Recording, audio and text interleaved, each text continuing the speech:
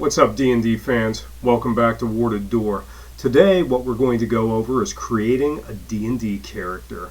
Now this is a first level character, just the basics is what we'll be getting into, and it's for the 5th edition rule set. If you're getting into D&D right now, you're playing the 5th edition rule set. Unless you're playing with an older guy like me, and then they could have a bunch of weird whatever. You know what I mean. So the first thing you need, again, is your character sheet. Pow! There it is. You can print it offline. It's easy to find. It may be provided by your DM, or you can use another electronic tool if you like. Now, the first thing you need to know when you're making a character is you're going to be assigned ability scores.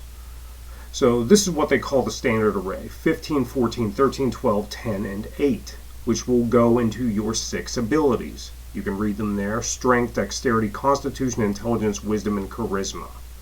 Now, getting into D&D, you probably wanted to be like, I want to be a wizard, I want to be a ranger, I want to be a thief.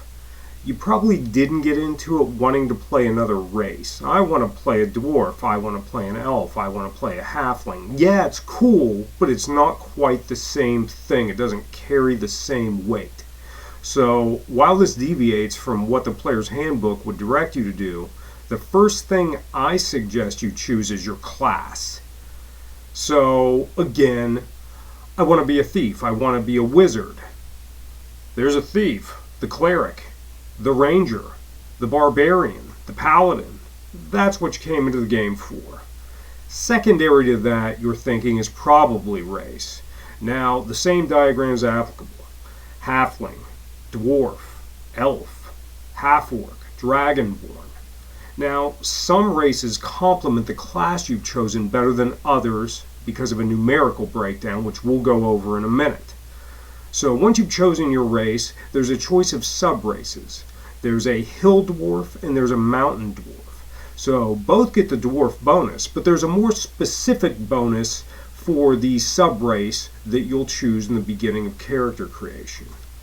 The next thing you'll go over is your background, which is what were you doing prior to adventuring. Now there's a number to choose from, and I really appreciate this aspect of 5e. I think it's brilliant. It really forces new players and old to develop a personality for their characters. You have to take an ideal, bond, and flaw. So you've got to care about something other than yourself. You've got to carry some way of thinking, and there's got to be something wrong with you. Most of us can probably relate to this. Now, this is the kind of thing that makes you play a character rather than numbers on paper. So, props, wizards. Let's get back to the stats we were talking about earlier. Now, I've decided to create a halfling rogue. Berta Tanglesnatch. Now, Berta is a Lightfoot halfling rogue. That's her sub-race. Being a halfling, she was given +2 dexterity. As a Lightfoot halfling, she was given 1 point in charisma as a bonus. Now, how should Berta distribute her stats? Well, let me tell you, always want to change an odd number to an even number. It will increase your bonus, which helps you accomplish more things. So if that 15 becomes a 16, the bonus increases. So you want to wind up with as many even numbers as possible when you're distributing points, and that goes through the whole game when you get new points to put into your ability scores. Anyway, let's get to how it goes down. So Berta's going to take her 15 and put it in her charisma. You can see she gets +1 charisma, and you're thinking, well, Dex is their high ability. Why isn't it going there? Because the +1 charisma gives her a 16. So she'll send her 14 to dexterity. She gets a +2 from being a halfling. Now she's got 2 16s.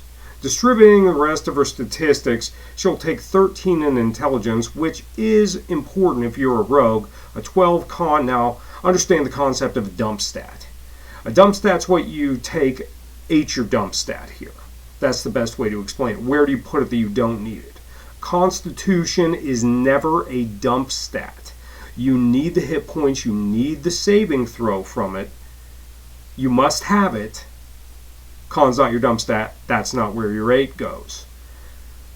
Bert will take a 12 in wisdom, 10 in wisdom, excuse me. That way she knows what's coming and traps blow up her party. It's bad.